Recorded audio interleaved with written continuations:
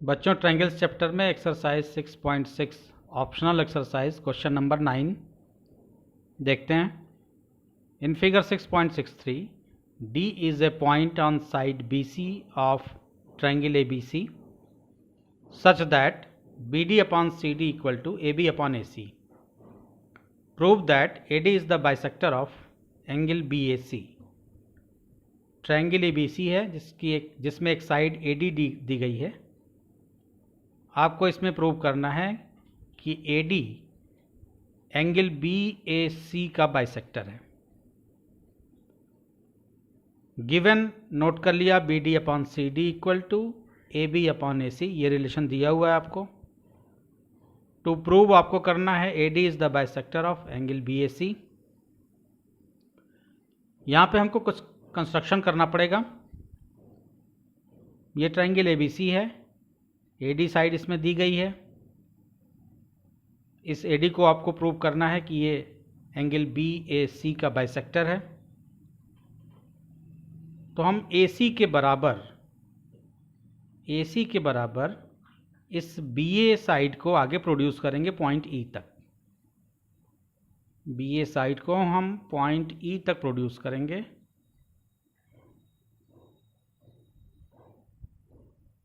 This is point E और E और C को ज्वाइन करा लेंगे।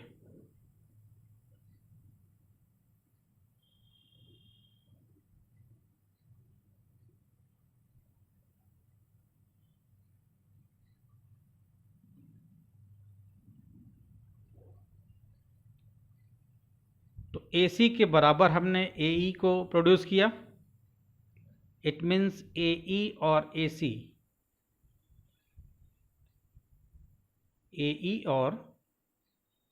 ये दोनों इक्वल साइड हो गई। एंगल का हम नाम रख देते हैं। ये एंगल 1 है, ये एंगल 2 है, दिस इज 3, दिस इज 4। तो इन ट्रायंगल AEC में आप देखिए AE और AC ये दोनों साइड इक्वल हैं बाय कंस्ट्रक्शन। तो एंगल 1 इक्वल होगा एंगल 2 के। थ्योरम आपने क्लास 9th में पढ़ी है कि angles opposite to equal sides are equal. तो AC और AE दोनों इक्वल साइड, AE के अपोजिट एंगल 2, AC के अपोजिट एंगल 1, ये दोनों आपस में इक्वल होंगे अकॉर्डिंग टू थ्योरम। तो कंस्ट्रक्शन जो किया पहले उसको हम नोट कर लें।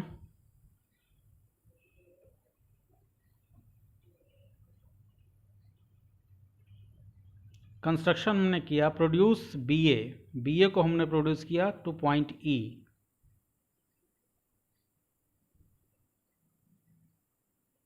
Produce BA two point E such that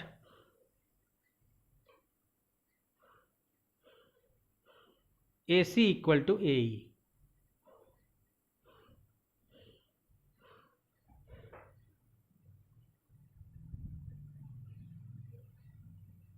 This implies angle 1 equal to angle 2। इसका रीजन आप लिखेंगे angles opposite to equal sides in a triangle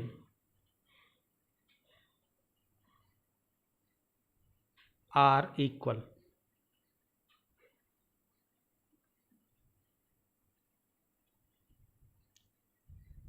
equal sides के अपोजिट एंगल इक्वल होते हैं। तो एंगल 1 इक्वल टू एंगल 2 आया।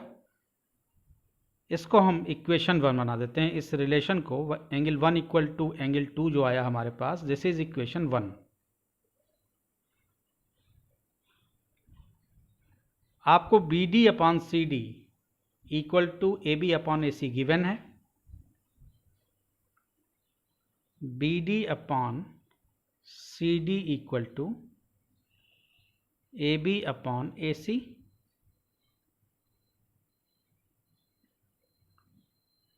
Given है। और अभी आपने AC equal to AE construction किया, तो AC को रिप्लेस करके हम AE लिख सकते हैं।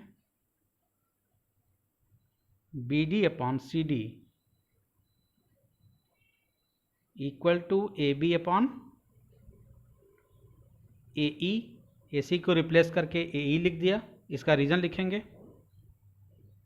AE equal to AC by construction.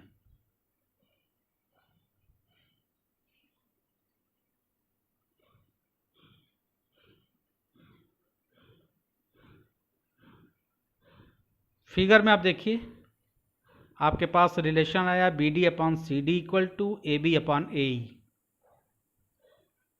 BD upon CD equal to BD upon CD equal to AB upon AE। तो आप कहेंगे कि साइड AD जो है वो EC के पैरेलल है by the converse of Thales theorem या बेसिक प्रोपोर्शनलिटी थ्योरम। अगर BD upon CD equal to BA upon AE हमारे पास आ गया, तो हम कहेंगे AD is parallel to EC by the converse of basic proportionality theorem. तो हम लिखेंगे AD is parallel to EC, AD parallel to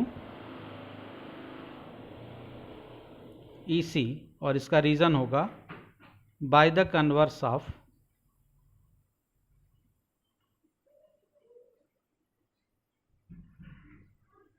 BPT and AC। देखिए AD और EC ये दोनों पैरेलल साइड हैं, EC और AD पैरेलल साइड हैं और AC ट्रांसवर्सल है। एंड AC इज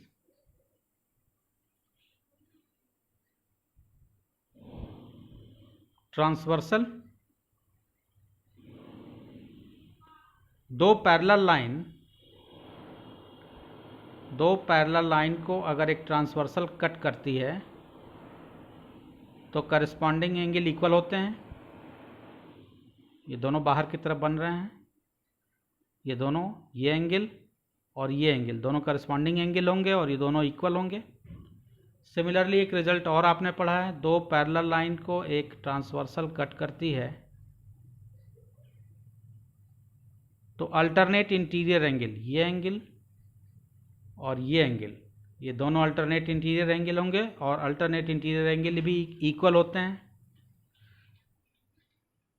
तो हमने लिखा AD parallel to EC by the converse of basic proportionality theorem and AC is the transversal. तो यहाँ से आपको रिजल्ट मिलेगा एंगल 3 इक्वल टू 1। पिक्चर को देखिए आप, AD और EC दोनों पैरेलल लाइन हैं। एंगल 3 और 1 ये करस्पॉन्डिंग एंगल होंगे, एक ही साइड में बन रहे हैं, 1 और 3। और एंगल 4 और 2 अल्टरनेट इंटीरियर एंगल हैं, ये दोनों इक्वल आपस में होंगे, 4 इक्वल टू 2 होगा अल्टरनेट इंटीरियर एंगल। 3 और 1 करस्पॉन्डिंग एंगल हैं, ये दोनों आपस में इक्वल होंगे। तो यहाँ से हमको दो रिजल्ट मिला। हम लिखेंगे angle 3 equal to 1, angle 3 equal to angle 1। इसका रीज़न है करस्पॉन्डिंग एंगल हैं, ये दोनों करस्पॉन्डिंग एंगल्स। और दूसरा हमें रिलेशन मिला angle 4 equal to angle 2, angle 4 equal to angle 2 alternate interior angles. इसको हम इक्वेशन 2 बना देते हैं और इसको इक्वेशन 3 बना देते हैं। तो हम लिखेंगे from equation 1, 2 and 3, from equation 1, 2 and 3। Equation 1 में आपने क्या दिखाया था, एंगल 1 इक्वल टू एंगल 2, यानी एंगल 1 और 2 आपस में इक्वल हैं।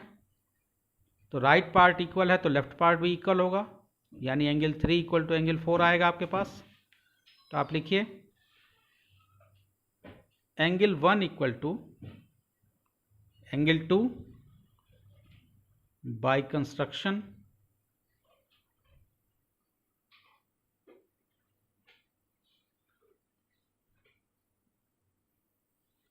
Angle 4 equal to angle 3 equal to angle 4,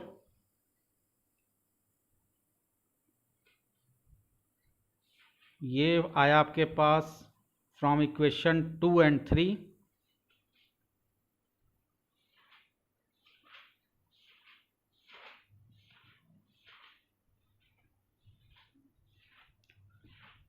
तो एंगल 3 इक्वल टू एंगल 4 आ गया, और यही आपको प्रूव करना था। पिक्चर में देखिए एंगल 3 इक्वल टू एंगल 4 आ गया, it means AD is the bisector of angle BAC। Bisector क्या करेगा, एंगल को इक्वल पार्ट में डिवाइड कर देगा, यानी एंगल 3 इक्वल टू एंगल 4 आपने ला दिया। अब आप कह सकते हैं therefore AD is the bisector of angle BAC। Hence, या therefore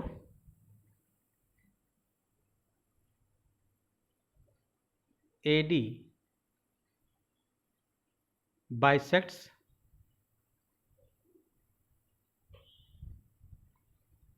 angle BAC।